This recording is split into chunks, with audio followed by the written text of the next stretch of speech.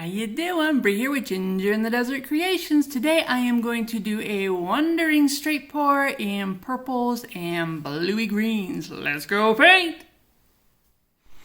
Can we just have a quiet appreciation for all of the leftover paints that I have from every project that I've done so far? Got blues, I get greens, I get yellows. You name it, I got it. So what we're doing is we're gonna work out of this little bin and see if we can make a wandering straight pour, ring pour. I gotta decide. Okay, we've got a 20 by 30 edge canvas, of course. I primed the edges with white, that color, because I like to do it with my hands. I don't necessarily know why I did it in white, because I don't know that the whole thing will blend in being white, but oh well, best guess, right? 20 by 30 requires 7 and some change ounces of paint. And we've got a 9-ish ounce, 250 milliliter beaker that we are going to pour this with. Colors are Creative Inspirations, Purple Lake, Mont Black, Mont White, DecoArt, Peacock Pearl. I need to mix some Mont wood conditioner into this one. You can see I have a very complex system of labeling my paints. The brand, the color, the mix-ins, min wax, and no silicone. So everything's got its own little shorthand on it. I have Mont Veridian and FolkArt Amethyst. And all of these are left over from other projects aside from the Purple Lake, because I don't have any leftover purple. I would have to do magenta or the funky violet that I made, and it just doesn't feel like the right color to me right now. So the only one that's new is this one.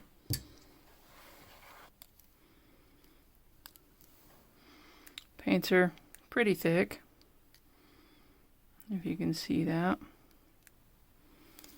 And I'm thinking they're pretty much close to the same consistency for each. It tends to be important. I think this one's a tiny bit thinner than those metallics, but I think metallics want to be a little bit thicker. And the consistency for my white.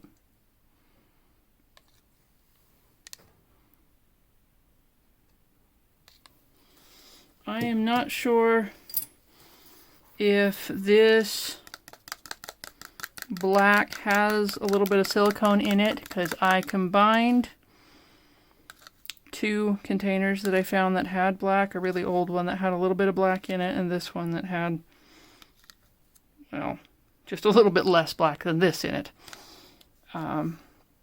So that might actually have silicone in it, it may not. I'm sort of thinking not, because it wasn't in my labeling. But I can't be certain because it was an old one. Oh, I was going to add more min wax to that one as well because the early one didn't have any. So let's get started, shall we?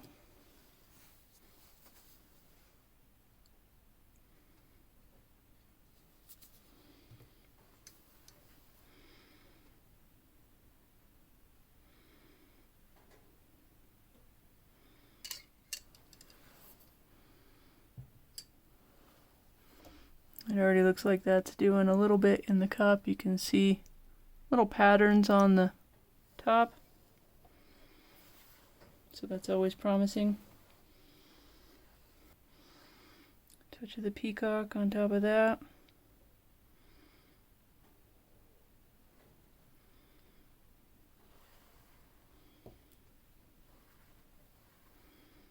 I'm gonna go for the green. Veridian.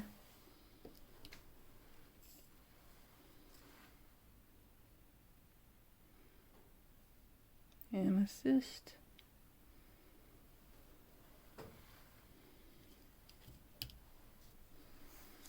Let's get some black in here.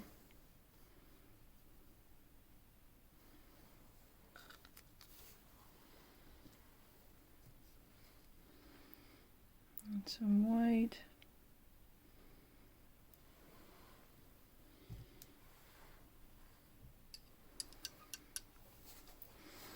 Now I think I'm going to pour each of the colors and do them sandwiched between white, a little bit of black, and keep building each of the colors that way, sort of sandwich them in there and see if we can get some nice high and low tones on each end.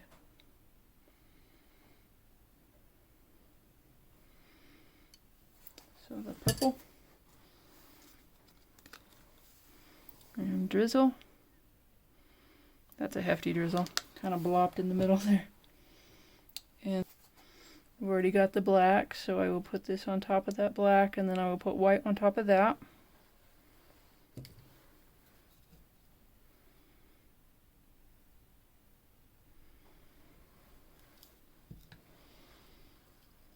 Okay, and then I'm going to pour the amethyst on top of that.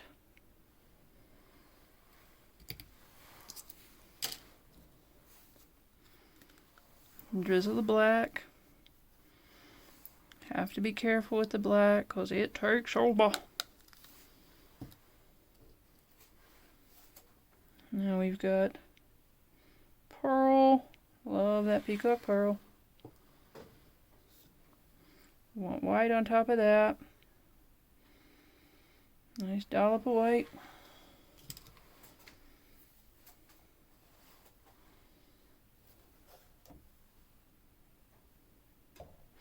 I can't for the life of me remember if I've included the Veridian.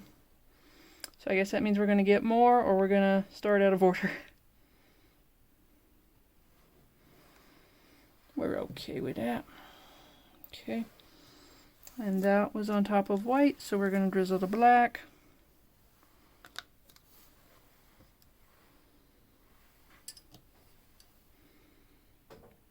More purple.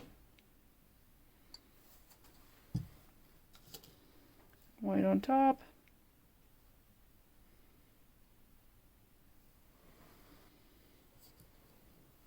Amethyst. They're close, but this one's sparkly, so I'm hoping it will still stand out.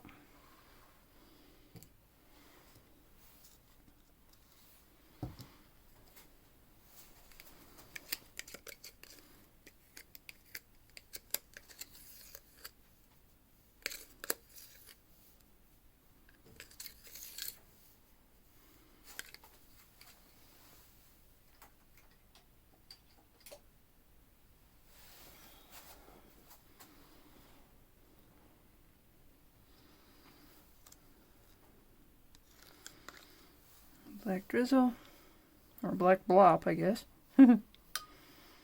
Black blop. Okay. Peacock.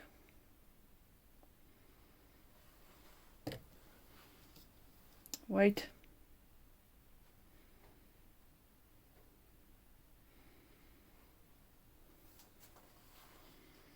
Getting to the end of our stores there.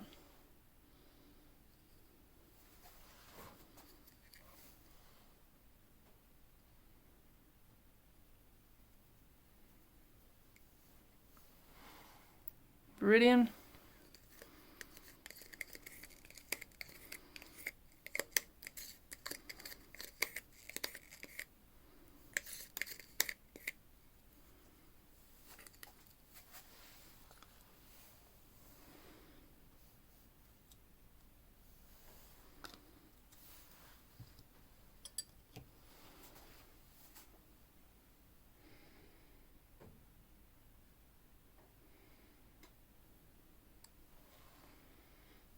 The rest of the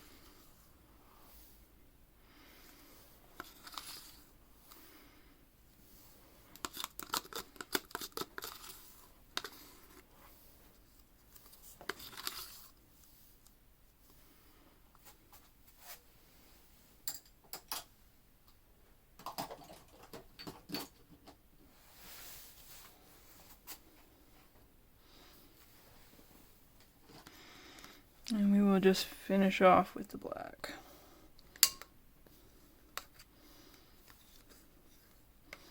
Because most of that will get poured off first and not really be any kind of trouble.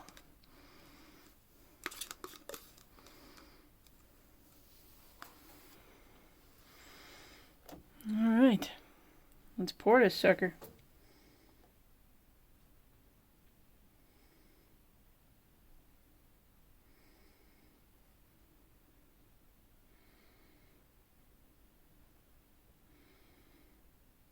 We're getting selling right off the bat. That's beautiful.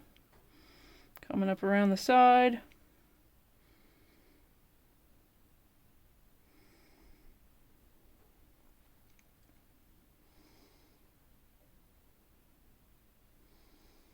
Check out that ribboning, that's just awesome.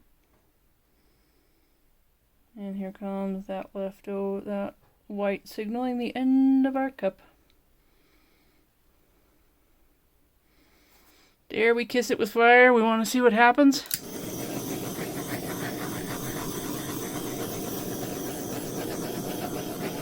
It doesn't actually look like it's reacting too much more. A couple of bubbles popped in that black.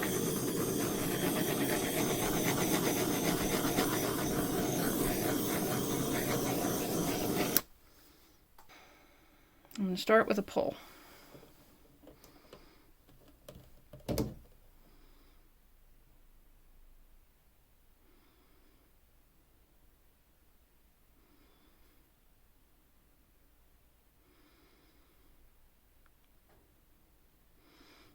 Now you can see we've rolled off most of that white because it just rolls over itself because we're not using a base coat.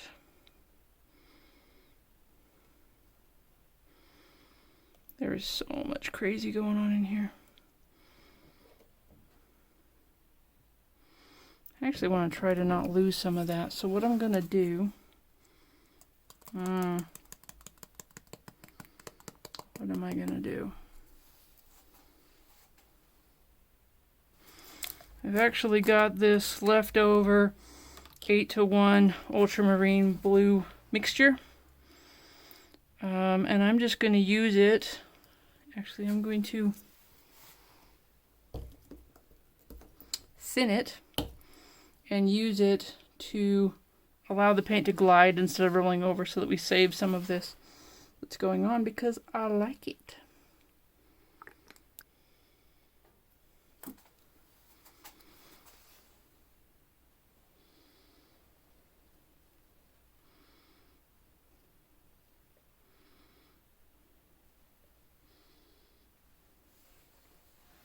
Don't mind that so much.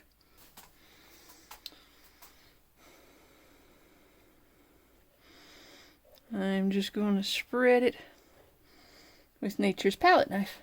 Bet you thought it was nature's paintbrush. That was earlier. Okay. Now we push that away and see how much we can keep.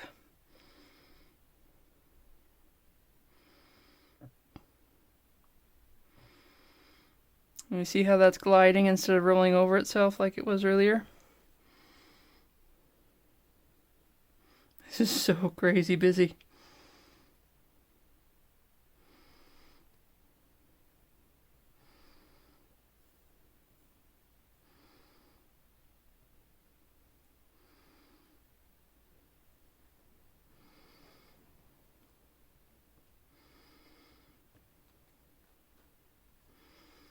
I'm going to stretch it to this corner.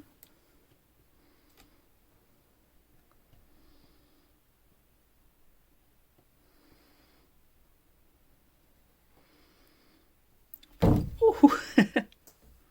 Slipped right out of my hand.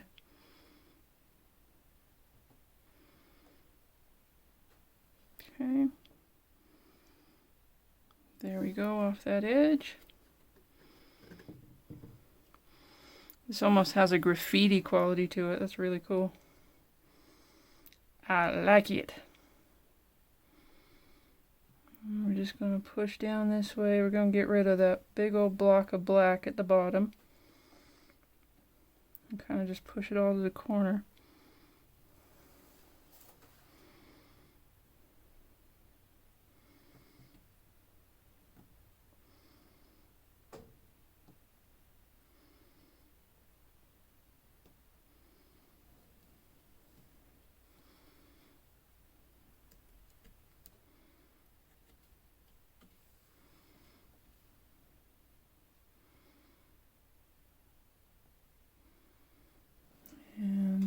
directly over that edge. And then back to this corner, right over here. And we're going to push off some of that really pale baby blue that's still sitting on that corner. And open up more of this upper area.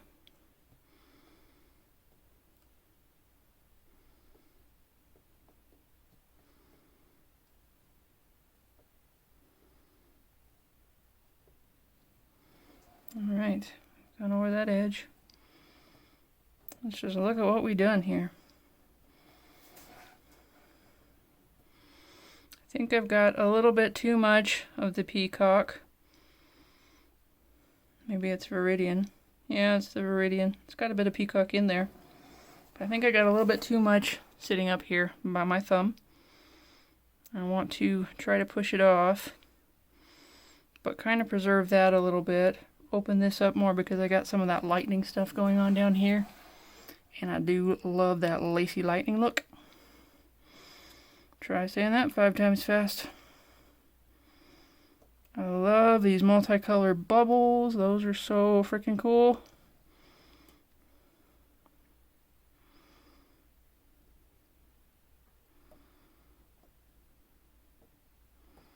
So I am just encouraging the whole thing to pull down this way.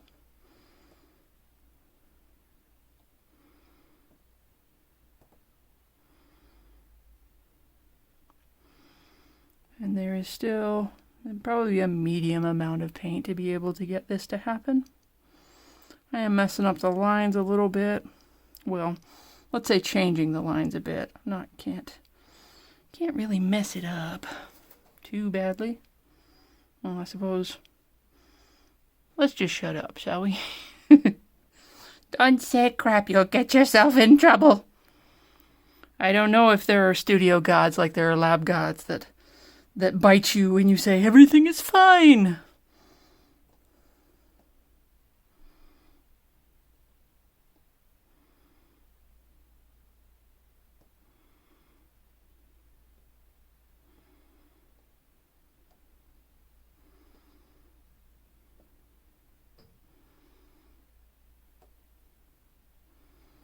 Okay, I don't want to get rid of all of it. Let's see if we can move some of that purple back. And just keep kind of going back and forth until we like how open the lines are and the way it all looks all together. I'm liking this with the black. That's okay. I like this white thing, whatever that is.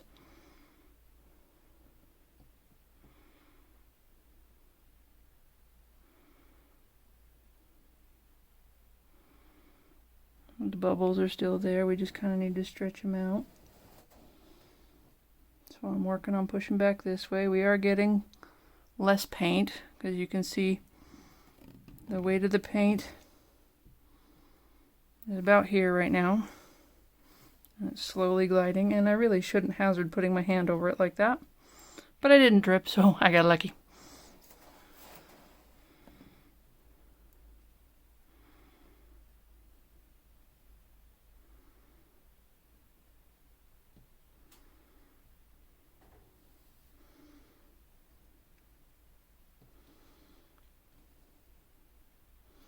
Gonna encourage it to go towards that corner away from me. Toward and away. How do you do that at the same time? It's magic!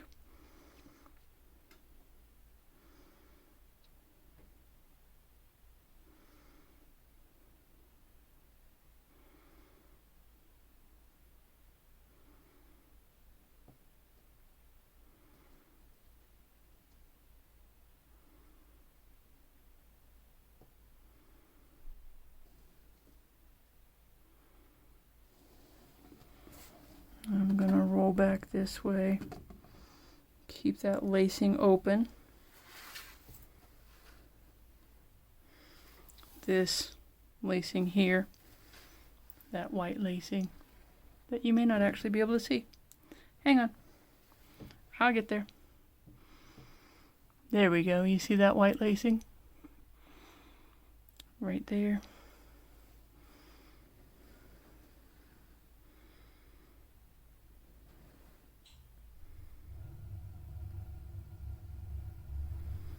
Let me try to move the weight of the paint back to the middle because I'm moving down this. That's why there's this distortion coming across here. It's because the weight of the paint isn't in the middle. So I'll just pull it towards the middle. Try and decrease that distortion a little bit.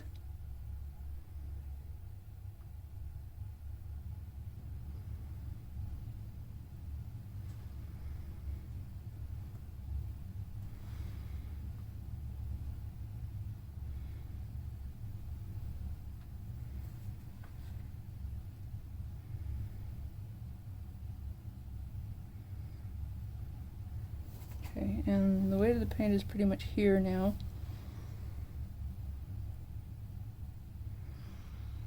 Kind of doubt you can really see it on the camera, but you can see it really well in person. That is just, this is the part that moves the most. So that is where most of the paint is actually sitting. And it's migrating towards this way where we want it currently. Now that really looks like lightning. That is very cool.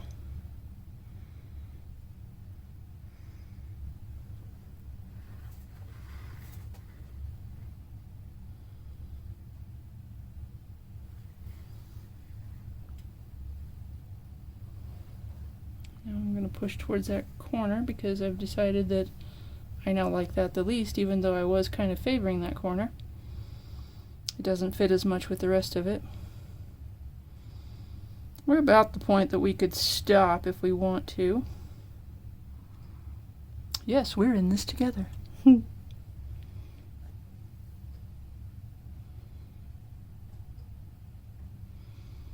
Yeah, I'm going to push it that way.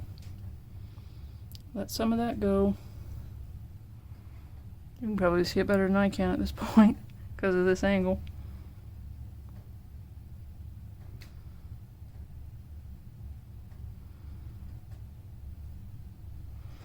I think I'm just going to push off all of that stripiness.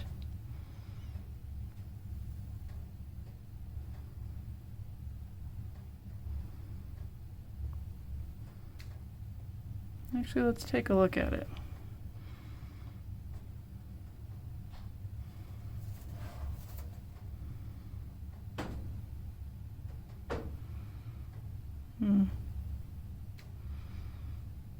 Yeah, I want to see if I can push that side off.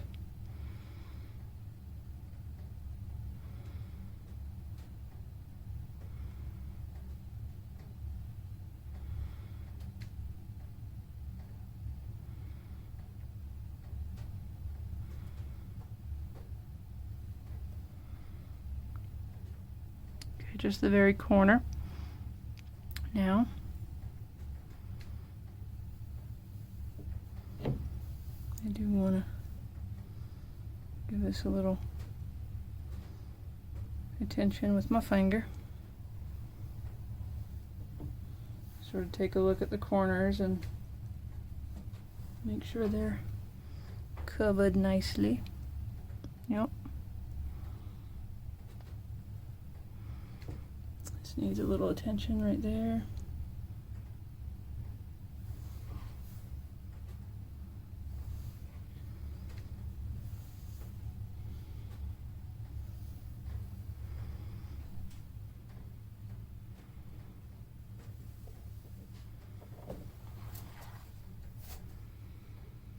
Well, that's a whole lot of wow right there, ain't it?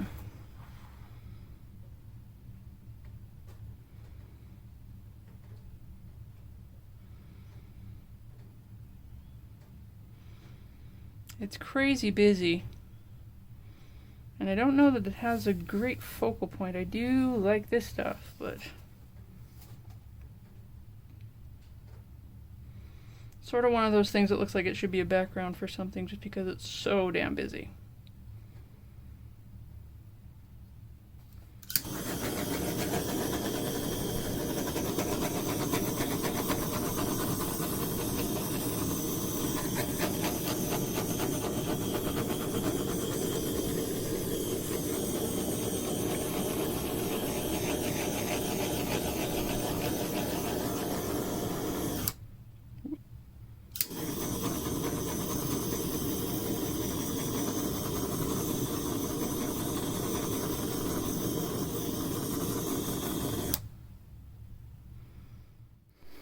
Would you take a look at that? Is that not crazy?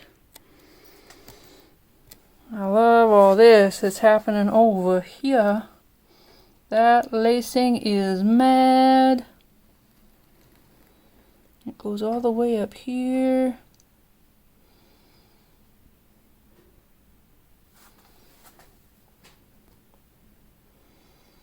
Those cells with the black are really cool. And these that are ringed in several colors. And I got that spot that I over torched, and hopefully it'll dry okay, because see there's a ton of little tiny cells. But that is caused by over torching.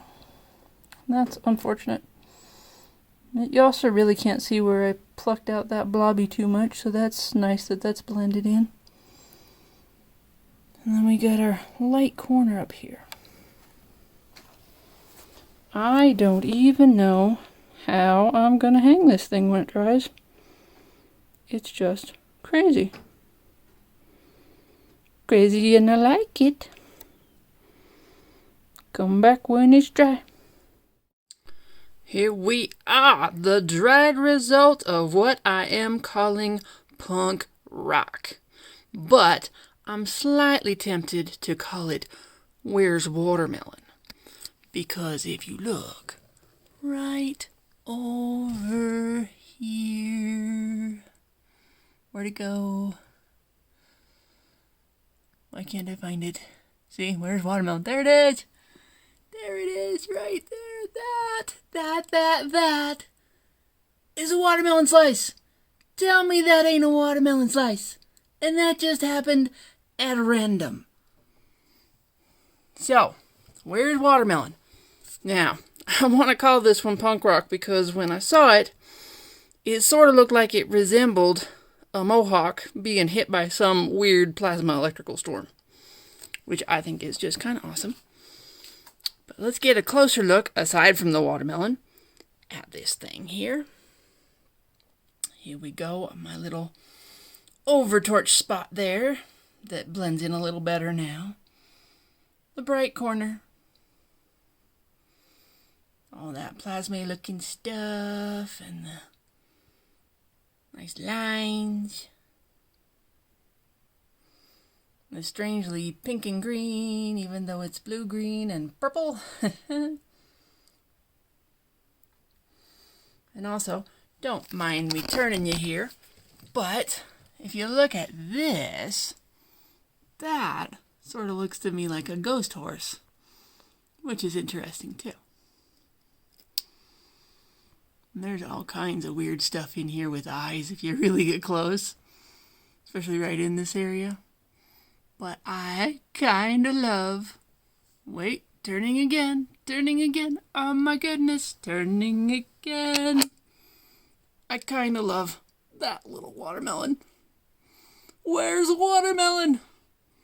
Alright, thanks for watching. Comment, like, and subscribe. Bye-bye.